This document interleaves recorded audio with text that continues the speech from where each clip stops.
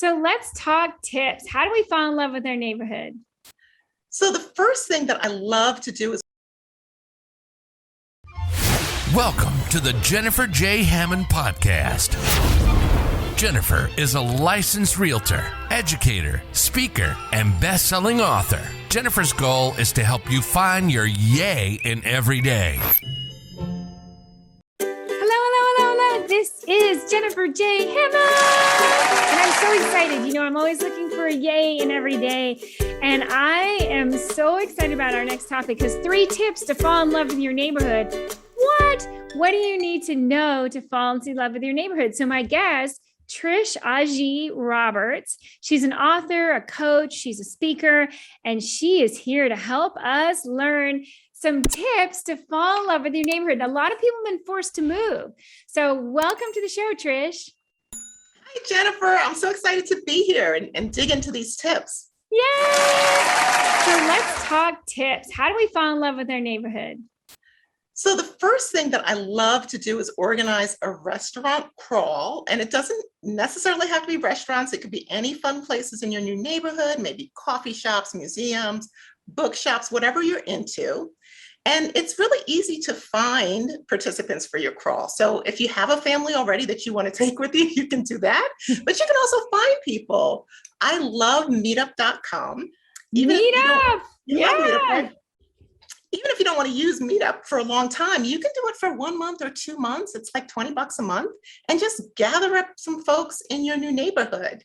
So I love that idea. Meetup is a great way. I mean, some people, you can also use Facebook. I mean, there's so many digital ways to do that, but you could also go old fashioned. And I've done this before, and just go knock on the neighbors' doors and see who your neighbors are and see if they're interested in doing this restaurant crawl. Or it could be like, I found that sometimes people are interested in specific things like outdoor sports.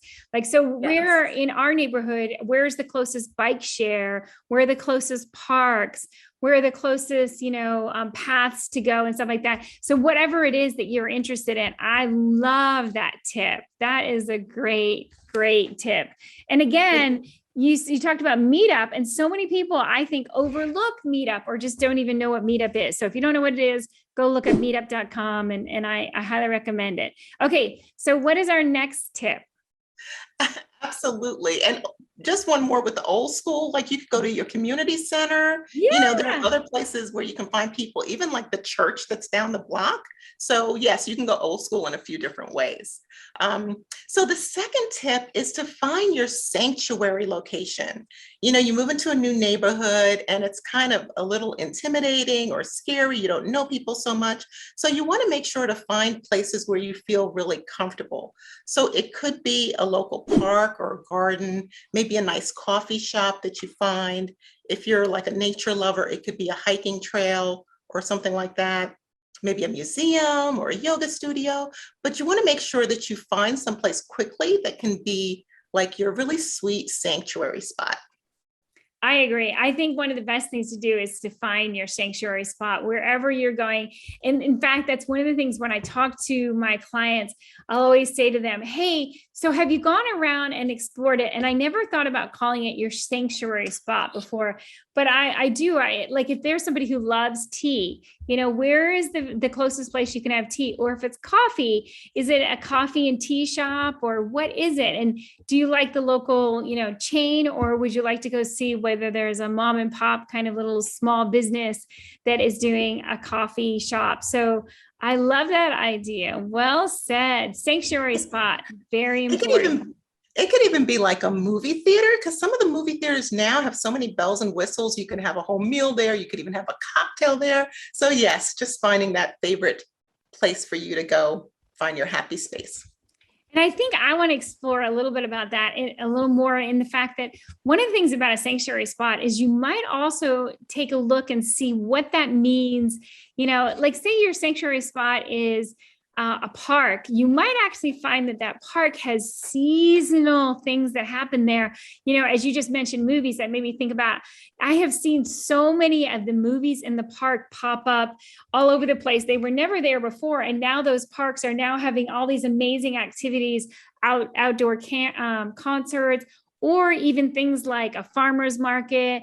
All sorts of things are happening in your neighborhood, but sometimes you really do have to take a look because we get busy and then we get flying through our day and we don't take the time to look.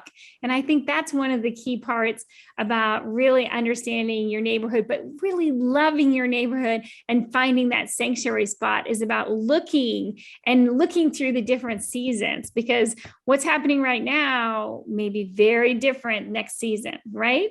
That's very true, especially with outdoor spaces. Yes. Yeah. And even for your coffee shop, it could be so different depending on what you are. So first tip was about, organizing that restaurant crawl or some kind of, way that you're looking through the neighborhood to see all the favorite things you have. But then number 2, finding your sanctuary spot.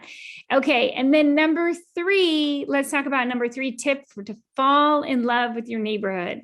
Yeah, so the third tip is really to create a strategy around connection. And I like to look at 3 main areas. So first, finding some sort of spiritual group that you can be a part of, whether you have a religion that you follow, or if it's something like a yoga studio or a meditation center. Having a group of people who are kind of like your spiritual hangout group. Yeah. And the second one is group exercise. I know some people who like to work out alone, but I'm going to tell you that you need at least one group of people to exercise with. It doesn't have to be at a gym or yoga studio necessarily. It might be, some people in your neighborhood to take a walk with, but some way to connect while moving is really important. And then the third would be some kind of either civic or professional organization that's local to your community. Maybe you are on the HOA for your neighborhood, or maybe you join your local chamber of commerce for your business, or even the PTA, but having something that's more focused on occupation or civic-minded stuff. So those 3 areas, and then you're going to be the belle of the ball after that. Everybody in town will know who you are. I love that. You've got to be the belle of the ball. Everybody can be the belle of the ball, no matter where they are, no matter what age. And I think that it's so important to be able to really fall in love with your neighborhood. So often people, they get so, they're looking at all the negatives of a neighborhood, especially right now. Sometimes people are moving and it's not the move they wanted. Maybe they were looking for that house and they ended up with this house. And so they're not happy about their choices, and they're not necessarily. So it always reminds me of that old song, love the one you're with, yes. Love the neighborhood you're in. That's like a great overall theme for happiness in general, because, my book is 12 Steps to Mind-Blowing Happiness, and it has so much to do with mindfulness and gratitude and appreciating what you have in the moment. It doesn't mean you can't get, the next better house later, but yes, love the one you're with. I love it. Love the one you're with. Well, I love what you just said though about gratitude, is because sometimes, like, one of the things that I've also realized that in my fast-paced life, it's been very important for me to talk to my neighbors. And one of the things that I found is just the most simple gratitude to my neighbors. Like, I have one neighbor who, it's funny because before I even bought the house, I remember going over and looking at it, and he kind of was looking at me with a strange look and very suspicious. And I thought it was super humorous that he was so suspicious of me. And I thought, well, this is interesting. And I just said, hi. And he goes, who are you? What do you want? I'm like, I'm Jennifer. I said, who are you? And then it's funny because he's become one of my favorite neighbors. I bought the house, and then I've realized that one of the things I just say thank you for is thank you for being so aware of who's in the neighborhood. And even when I was the stranger in the neighborhood and he was like, who are you? I was just dying laughing in the fact that I really do appreciate him so much, because he's retired and he pays close attention to what's happening in the neighborhood. And I appreciate that. Like, he's even said to me, did you see there was someone who walked over by your yard? And I was like, well, did they do bad things? And he goes, I didn't see any bad things yet. And I was like, well, thank you. Thank you for watching. I really appreciate your paying attention. And I realized that gratitude, one, I'm grateful to have that kind of neighbor. I really am. But also of communicating that gratitude. When you talk about, happiness, I think part of that is just being able to communicate that you're grateful to someone else. And so often we might even feel the gratitude, but we forget that step of communicating it. You're so right, because it closes the loop and it will go so far in the way that other people appreciate you. So even, sending a little text saying, thank you so much for being my neighbor. I really appreciate whatever it is that you do, whatever you want to tell them. But just a little text can really make a difference. And forget about if you actually get a thank you note and write with a pen and put it in the mail, you'll blow someone over. Because nobody gets anything good in the mail anymore. So I know. Thank you note. Yeah. I was gonna say, I love writing cards. People who know me know I love, love, love to write cards. And they're like, it's so old fashioned, but it made my day. And it really, I think is so special. But also what you just talked about with happiness. Also, I think one of the things that I do with my neighbors is sometimes I do these random acts of kindness, and I might bring like a tiny little potted plant, and then I'll write a note, and I'll write, thanks for being my neighbor, but I don't sign my name. I just say, thanks for being my neighbor. So they're not sure, is it their neighbor on this side, on that side, or is it someone on the block? Because I have a whole block. I love that. Is it? Yeah, because I don't want them to know. They probably know it's you. I think they know now. Like you're getting some kind of graciousness for your entire neighborhood from that person, that's wonderful. Yeah. I think it makes us all, one of the neighbors one time told me that she had moved from a really large house, and she was married, and then they got divorced, and then she had her 3 kids in the house in this neighborhood. We were much more of a medium kind of neighborhood. And she was so funny. She said, over there, I didn't know not one of my neighbors, not one. And she said, and then I've gotten all sorts of random things from you. And she said, and my kids, she said, you brought my kids to tears because they felt like I had moved to a better neighborhood. Even though it was a smaller house, I moved to a better neighborhood because now at least my neighbors, have gratitude. It's interesting. There are studies around the impact on your health of knowing your neighbors.